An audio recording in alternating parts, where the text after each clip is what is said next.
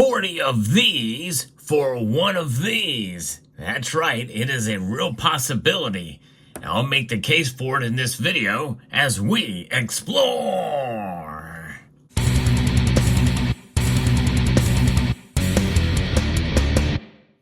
There's a lot of things that are possible, but honestly, I did not think we would see $33 silver this soon.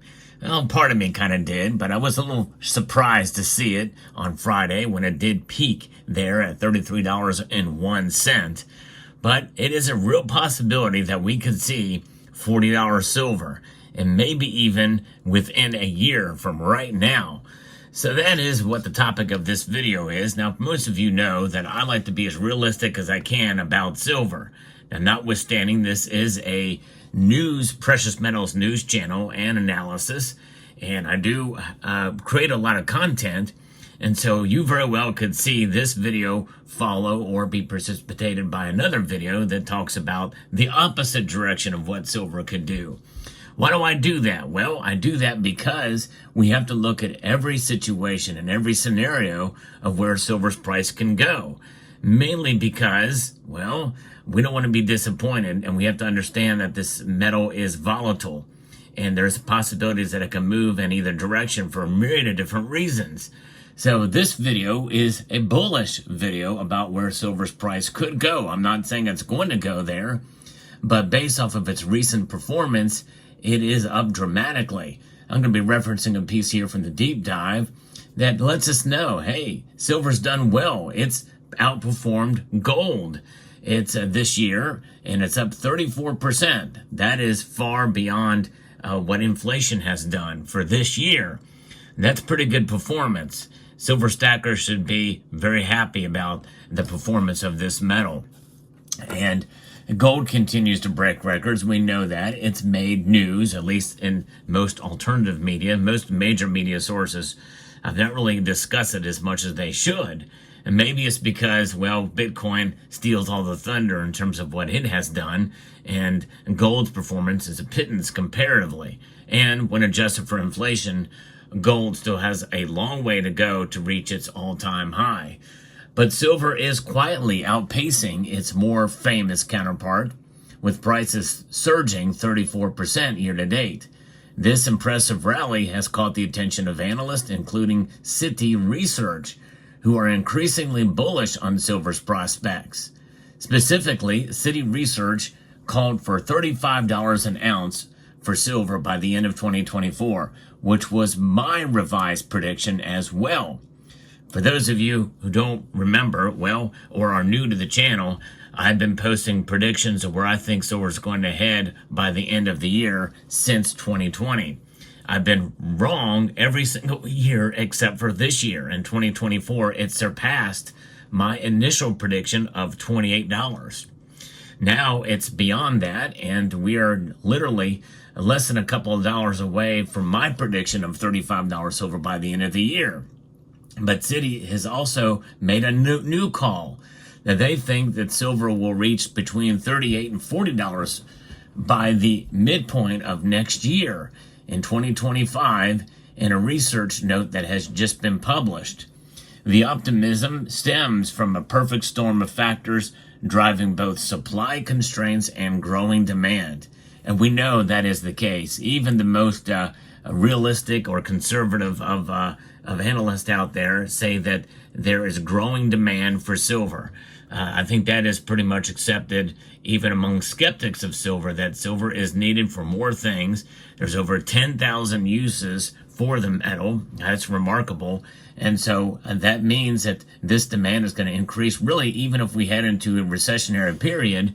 There's other factors and other ways that silver is utilized that are in a sense recession proof, like in the medical field, also in green energy initiatives that are mandated by many governments around the world.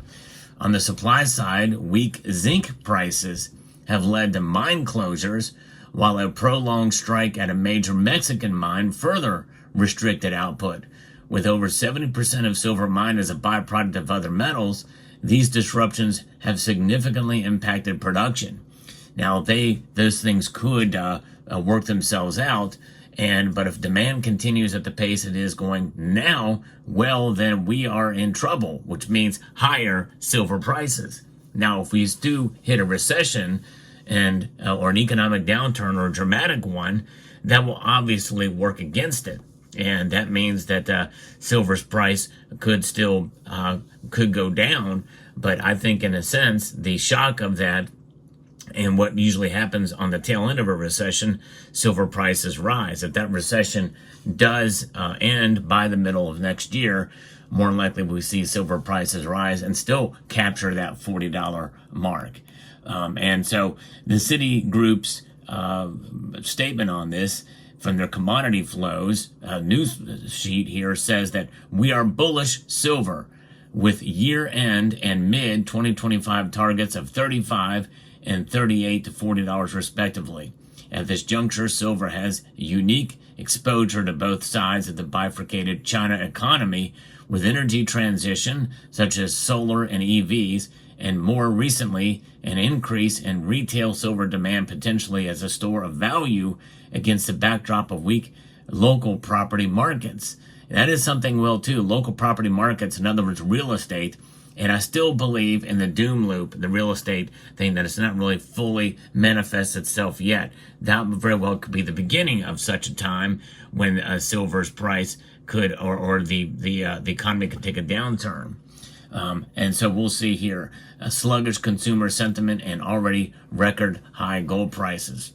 And that is pretty solid case for silver, I think, by Citigroup. Simultaneously, industrial demand for silver is booming, particularly in the solar panel sector, as kind of referenced in that piece there. The Silver Institute reports that solar-related demand skyrocketed 158% from 2019 to 2023, with expectations of an additional 20% growth this year. The surge attributed to the global push for clean energy and electrification, where silver plays a crucial role. Of course, we know the CCP, the Chinese Communist Party, and with the economy there, in a sense, is manufactured. We know that they're inflating real estate markets and giving gold as an incentive to buy real estate there. But we also know they're overproducing solar panels to the point where essentially solar panels are being utilized as fence rows, fence rows. So that's something else to keep in mind as well when you think about what's going on with solar. So that's, you have to look at both sides, and there's a nuance in really pretty much every discussion, but in this case too, especially, we see that forming. Now, investors are also flocking to silver as a store of value amidst economic uncertainties and expectations of lower interest rates, and that will be happening. It's just that the only debate now is to the pace of them, but that's going to be something that's going to continue for sure. The dual nature of silver as both an industrial commodity and as a precious metal makes it uniquely positioned to benefit from current market conditions. China's emerging appetite for silver adds another layer of potential growth, and also India as well, as the country grapples with the property sector weakness and aggressive expansion of its clean energy infrastructure. Demand for silver is rising on multiple fronts, with supply deficits projected to continue and above-ground stocks dwindling. Analysts see room for further price appreciation. And I think the price, in a sense, is sort of reflecting some of that we're seeing already now. So I think it's this is a good case for silver's price to increase. Now, we know as well that silver is at the mercy of the derivatives markets, and we know the ETFs and the paper traders out there, are going to have an influence as well on the price. No question about that. And that is something that's going to be around for a long time. But remember, when you buy an ETF, you're not buying silver itself. You're merely buying the exposure to silver's price. That's it. And that's why there's the fees to trade are very, very small. Premiums are very low on the front end and back end. But I know that having physical silver in your possession, there's something about it that I think is very special and worth all of the premiums in my view. But I certainly encourage folks, if they are going to buy physical silver, to do your research find the lowest price silver possible in the most recognizable form possible, and make decisions accordingly. Understand the premiums you pay are potential losses down the road whenever you go to sell, if the price remains constant. Of course, that really never happens. And with this growing market, we're seeing premiums swallowed up as the prices continue to increase. But I want to also warn my viewers that as prices go up, remember, those pullbacks are inevitable. We will see them. We're going to see, and maybe even great and unexpected and beyond what people predict could occur, could happen to silver. But it doesn't matter if silver drops $10 per ounce from where it is right now. The fundamentals for silver overall remain exactly the same.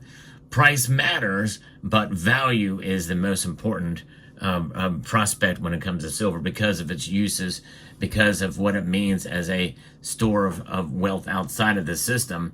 But though when measured by price, usually if a big drop like that occurs, which I highly doubt, that's going to be very unlikely to occur, usually it's very temporarily. And over the long course of time, the charts never lie. Through the course of the history of the tracking silver's price, it has proven to be a store of wealth and an inflation buster. In other words, it will preserve your wealth over the long course of time. But it does take time, patience, and the energy to hold on and hold fast to the silver that you have. Most of the silver that you see here was bought at a time when silver was in the single digits. That's right. $4, $5, $6, $7, $8, and $9 an ounce. And I've held on them for this long, showing you that yes, it does take time and patience. Let me know what your thoughts are in the comment section down below. Hope you found this video informative, insightful, and educational. We'd like to extend a multitude of gratitude to you all for taking the time to watch, and encourage you to please rate, share, comment, and subscribe.